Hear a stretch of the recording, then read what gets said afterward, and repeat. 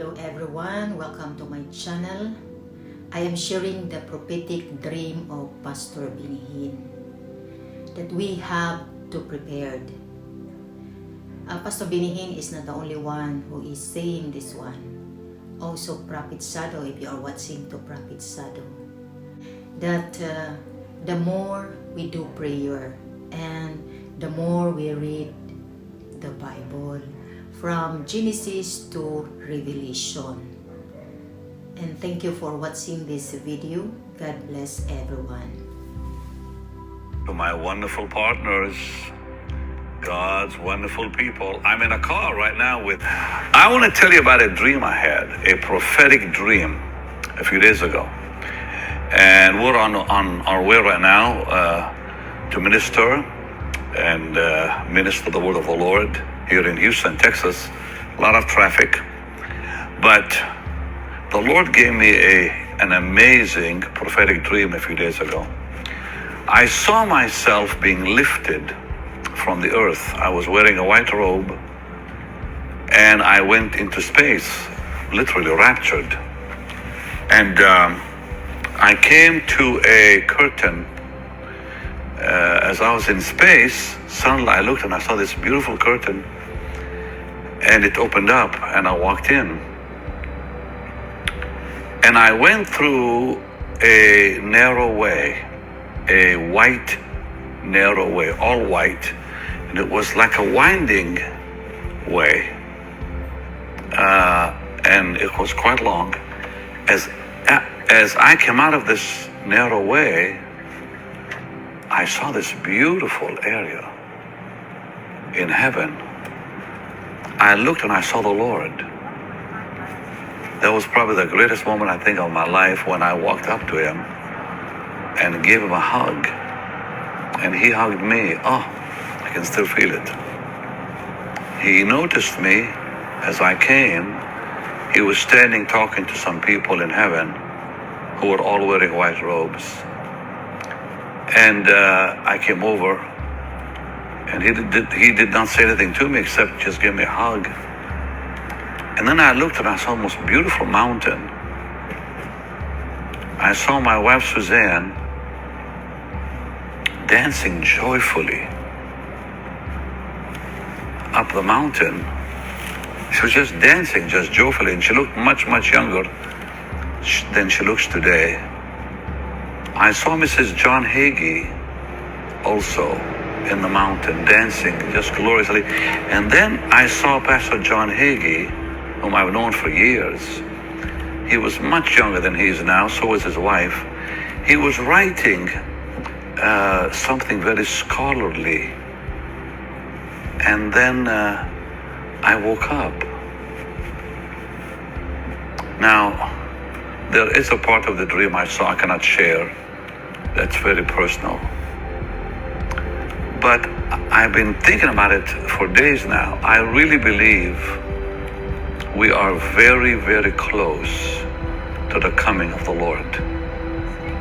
And I think just what I saw, the last time I had a dream like that, a prophetic dream, was in the 70s. When I saw myself swimming in a turbulent ocean, I saw the Lord on a boat. I'll never forget that. That was a 72, I think it was, somewhere there. I've never shared that dream. And he reached out to me and lifted me out of the waters, put me in the boat, and I woke up. And that's just when I got saved. And God speaks to us in dreams, not that often, but I think when these dreams come, we pay attention to them, because they are not something that happens all the time.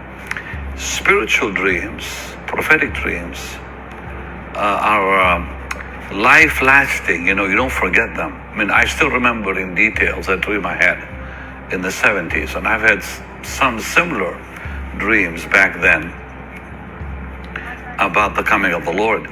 But this one now that I just saw, I don't know how to say it, because we can't say I feel or I sense or It's much deeper than that. But I really deeply sense, and again, this is not the right word, we are on the verge of the greatest happening in human history. The coming of the Lord is upon us. And I know we've all heard that. But I think the Lord is speaking to many of us and through many of us to prepare us. And I want to talk to you, and I would like Marie even, and I'd like Chad to ask me some questions while in the car. But the event that just happened in Afghanistan, people may not realize, is extremely prophetic. Here's why. The Ezekiel 38 war must happen before the rapture. And today we are seeing an alignment of Russia, of Iran, of Libya, and Ethiopia. But that nation, Ethiopia, the ancient name was called Put, P-U-T, that includes also Sudan. And Libya in those days included Tunisia in ancient times. So when someone said Libya, it would include Algeria, Tunisia. It's very interesting that Morocco made peace with Israel, but Algeria today broke relations with Morocco. So we see the alignment coming together where the nation of Libya, Tunisia, Algeria are really siding with Iran, just like the Bible says. So these are very exciting days, I think, for all of us, as we see prophecy coming so beautifully together. And now the happening in Afghanistan is going to change again the map of the Arab world, because radical Islam is going to rise in that part of the world, bringing the Saudis closer to Israel, bringing not only the Persian Gulf nations that are already aligned with Israel, but bringing the Egyptians, besides the Moroccans, and other Arab nations could very well come into the fold of what's happening with Israel. I would not be surprised, Marie and Chad, if Lebanon soon will make peace with Israel. You wanna say something about that, or you wanna ask? Absolutely, it's changing, just like you said. Pardon? The map is changing. The map is changing daily. Yeah, this thing with Afghanistan that people maybe not thinking about is it could bring the downfall of Hezbollah and Hamas, Gaza, Hamas, and Hezbollah in Lebanon, because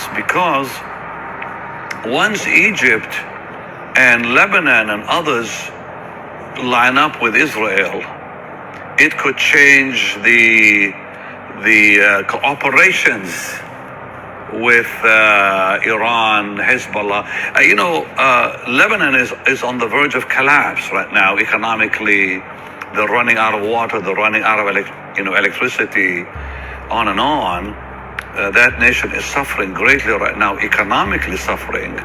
Lebanon at one time was a Christian nation, and there are many wonderful people inside Lebanon. I have family in Lebanon, in fact, still, and from my mom's side. But I can tell you, it was the Paris of the Middle East at one time, and right now God is rearranging that part of the world. There's a lot of scriptures talking about Lebanon. Lebanon, in fact, the mountain of Lebanon in the Old Testament always implied Israel. So whenever God spoke of the restoration of Israel, he described it to the mountains of Lebanon, to the cedars of Lebanon. So Lebanon were always a part of the restoration God promised Israel. So it would not surprise me if we see something happening in a good way with Lebanon and Israel soon. So get ready. I think we're about to see some amazing headlines in the news.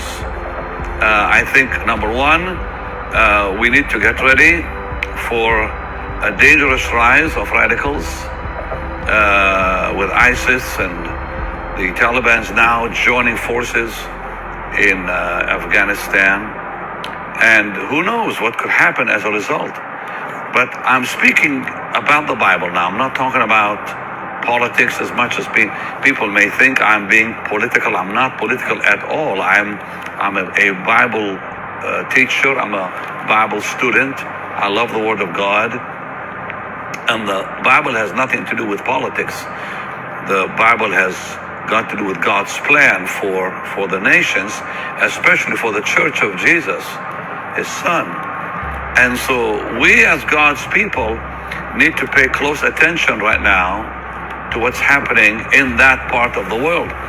So we already see peace with the UAE and Israel, Bahrain, Israel, Oman, Israel, soon with Oman, I should say, but Morocco, Israel, and even Sudan, but parts of Sudan, because Sudan was divided, as you know, north and south, so parts of Sudan will probably line up with Iran still.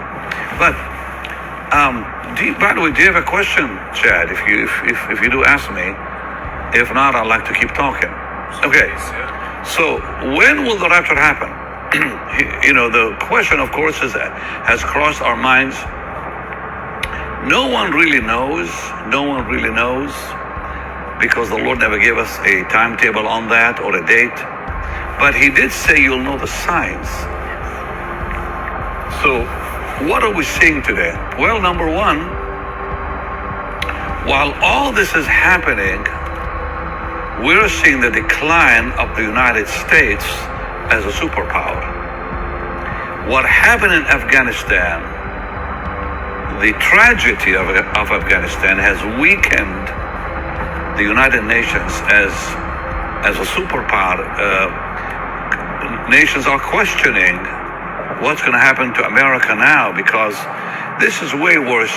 Forgive me for being blunt. This is way worse than the departure of Vietnam, you know. I remember when the American troops were leaving and Americans were leaving Vietnam. I still remember the pictures on the top of that embassy with the helicopter as they were escaping. And America at that time was weakened so much. That's what caused the 67 war in the Middle East. Let me explain. Russia saw that America was weakening with Vietnam. It emboldened the Soviet Union at that time to lie to the Syrians that Israel is about to attack them. Did you know that? Yeah. What happened, Marie, is the Soviet Union said that America now is weak because of Vietnam. Let's do something to gain power and influence in the world. So they actually started the 67 war with a lie. They called the Syrians, they called the Egyptians and said Israel is mobilizing on the border, and it wasn't happening. Sadat at the time, President Anwar Sadat, happened to be in Moscow, and the Soviets told him, they said, you better go quickly home and tell Abdel Nasser, at that time President of Egypt, that the Israelis are about to attack the Syrians. And Nasser had just united at that time. The Arab Republic was united, which included Egypt and Syria at the time. They became kind of one nation. And so Nasser had to respond. If the Israelis were attacking the Syrians, he had to do something about it. And he began broadcasting on radio. I still remember those days. I was 14-something years old. I remember that so clearly. Spring of 1967, when the news broke on radio, and Nasser was proclaiming the liberation of Palestine at the time, which is of course Israel, but they don't call it Israel. They didn't at that time, anyways. And he stirred up the masses of the Arab world. And then he discovered that the Soviet report was a lie, but he could not stop the masses from wanting war. So had he pulled back, they would have killed him. That's a fact, by the way. He met with the United Nations at the time when he pulled up the UN troops out of Gaza, out of the border between Israel and Gaza at the time. And when the UN went to talk to him, he was scared and said to them, he said, if I don't go through with this and have war, I would be assassinated. So that's what started the '67 war, because of American weakness. Isn't that amazing? Many people don't really know that. And it changed the map of the Middle East then, and to this day, the whole world is affected by a lie back then, from the Soviets wanting more influence. So now you see another Vietnam fiasco, actually worse than Vietnam. And now watch something to happen. Watch something to happen, maybe through the Chinese, maybe through the Russians, maybe through others, to take advantage of the moment. Yeah. Which will weaken America even more. So something is going to happen on the world stage where it could be a war of some sort, like '67. I doubt it myself. I think what they're going to do probably is some kind of an economic attack of some sort, or some decision to weaken America further, because America today, still nations see the United States as the policeman of the world. And they're losing their position as the policeman of the world. That's why they left Afghanistan, or leaving still. And the fiasco that we saw pictures of on the at the airport there in Kabul are shocking. So this is all coming together with that dream I had, and other people, I'm sure, and other pastors are hearing from God. So I want to prepare you. I want to prepare you for the coming days. It's going to be most fascinating, I think, for us, very exciting as Christians, very frightening for the world. And now, all at the same time, and this is something no one seems to be talking about, is the changes in Greenland. The ice is melting in Greenland on a very frightening scale that could change the weather on the planet. Not only it's going to change the weather, it's going to change the currents in the oceans. You know what I mean by that, Chad? Just the water, the rise in the water? No, it's more than that. Marie, would you like to know about that? Yes. Okay. With the melting of the ice in the North Atlantic, it means that the waters are getting warmer. Okay? With warming waters, it changes weather and the current, because cool water moves in from the Atlantic sometimes. That's what keeps weather together, cool and hot water in the oceans. So with that melt that's happening very quickly, it is changing the temperature of the North Atlantic. And it's really happening all over the world. But this is critical. When you read about Greenland melting, basically, that is dangerous for the world when it comes to weather, it comes to agriculture.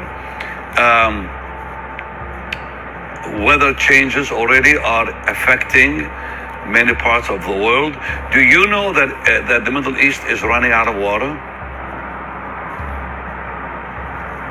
The second thing, by the way, that erupted war in '67, besides that thing I just told you, was what the Syrians wanted to do. They wanted to divert the water of the Galilee from going to Israel, which means that the land would actually have dried up. So, and that was a part of the whole plan. That was a part of the whole plan of the Soviets and the Syrians. So it's a long story, and I don't want to get into it for you, because to some of it may be boring. But these are politics, men deciding how to weaken other nations, or nations deciding how to weaken other nations, and so on. So now we are seeing many things coming together very rapidly. We're seeing weather changes. We're seeing the decline of America as a superpower. We're seeing the remapping of the Middle East. We're seeing the rising of nations aligning with Israel, the rising of nations aligning with Iran. Things are moving very, very rapidly. And so, how long? Let's see. I'd say before we see war, 5 years maybe, before we see Ezekiel's war. But Ezekiel's war can happen way quicker than that. Pardon? Can you talk about that? Well, I mean, the alignment today with Turkey, Russia, Iran's plans for atomic weapons, the inability of Europe to stop them, the Biden administration wanting to appease them, Bibi out of office, so a strong voice in Israel is gone, which means Iran will probably get nuclear weapons. Bibi Netanyahu was slowing it down because he was strong enough to slow it down. Bennett, I don't think so. Time will tell. Time will tell how long Bennett is going to last as prime minister. I don't see the Israeli government lasting long. I don't see it lasting long because it's too diverse. It's too many parties in one government, and one disagreement will bring it down. The ultra-right, one of the parties on the ultra-right just said that if Lapid, who's the next, it's like a rotating government in Israel. So now it's Bennett. In 2 years they'll have Lapid in there as prime minister. And Lapid said that he will make peace with the Palestinians. He will go for a two-state solution. And one of the parties said, if he does, we're out of the government. Well, that means elections again. That means the collapse of the present government. So it's hanging by a thread, So it's something to watch. So I would say the next few months are going to tell us which way Israel is going to go with their government, and what could happen with the Iran matter and the United States, and which way Biden will go. Will he accelerate the talks? Will he even give them the money they're looking for? And the Iranians are looking now for money that they need to complete their program. Obama gave them a lot of it. Biden may and may not. We need to pray that God will really lead him and guide him. But today, it looks very confusing, out there, but it really isn't. Am I still on? Is that okay? So it may look confusing, but it really isn't if you put the Bible with it. It will be very confusing if you don't put the Bible with it. So what the Bible says is war is coming between Russia, Iran, parts of North Africa, and other nations that will align themselves with them, invading Israel. Because Israel today is what's stopping radical Islam from moving in that part of the world. So now with Afghanistan being lost to radicals, and with the rise of what's going on in that part of the world with radicals, their plan would be to remove Israel completely out of the picture. And so it's going to lead to war. They will lose the war according to the Bible, of course. Ezekiel 38, very, very, very clear. And after that, Israel will gain new prominence in the world without the help of the United States, because the U.S. will not be able to stop the invasion from the Iranian side against Israel. That will be helped, as I said, by Russia and others, Turkey included. And so it will give Israel the opportunity to build a temple. So much is going to happen in the next 2-3 years. So imagine what will happen when the Israelis can build their temple because of their strong hand. Once they win the war, who's going to stop them from building a temple? Nobody would be able to. Those forces would be totally weakened or removed from power. So Afghanistan has triggered something new prophetically, very, very strong. And with everything else I said, I hope I didn't confuse you, but I'm here to tell you the coming of the Lord is very near, and I think every believer needs to get ready right now for the coming of the Lord. We need to be on our knees more than ever. We need to be in the Word more than ever. We need to be in church more than ever. We need to support ministries more than ever, because our time is almost over. And the reason we need to support ministries is because that guarantees our tomorrow financially. That guarantees our financial security. Because can you imagine what's going to happen to the world when that war hits? Economically, I'm talking about. What it could mean: starvation everywhere, oil no longer flowing like freely. All that. Just think, one thing could happen that could cripple the economies of the world. No oil flowing. No oil coming out of the Middle East because of a war. That's it. So there's a lot at stake. But God is in control. And I'm telling you right now, as a believer, nothing will affect you. Really, I'm being very, very blunt with you. Nothing, nada, as they say in Spanish, will touch or affect you or your children. I've not seen the righteous forsaken is a great promise, isn't it? And it doesn't only deal with money, period. I've never seen the righteous forsaken. So God will protect us. But what we need to do is the right thing. We need to get really close to the Lord. We need to make Jesus our life, if he isn't. That you cleave and cling to him more than ever. Get into his word more than ever. Read the Bible through from Genesis to Revelation. If you haven't, get to know God's mind. And yes, get to church. And if you have no church to go to, well, I'll tell you what, have people come to your home and have a beautiful time with saints in your home. Just ministering to the Lord together. Having communion regularly, I think, is also important in these days to strengthen your walk. And that's why I believe the Lord has given us this amazing divine opportunity to be with you daily, to strengthen you daily. My prayer is to strengthen you. I just want to strengthen you. Really, I'm telling you my heart. I want to be there for you spiritually and to strengthen you. And so daily I'm coming to you. I've been coming since March of last year. All right. Anyways, I want to say goodbye, but let's pray. Lord, I thank you. I thank you for the coming days. The glorious coming days, that we will be filled with joy, Lord, as we see these things, you said, look up, your redemption draws nigh. I give you the praise, I give you the honor, I give you the glory. Touch and bless your people, Lord, mightily today. Meet every need, answer every prayer, meet every financial need, in Jesus' holy name. And yes, Lord, keep them on top in every way. Amen.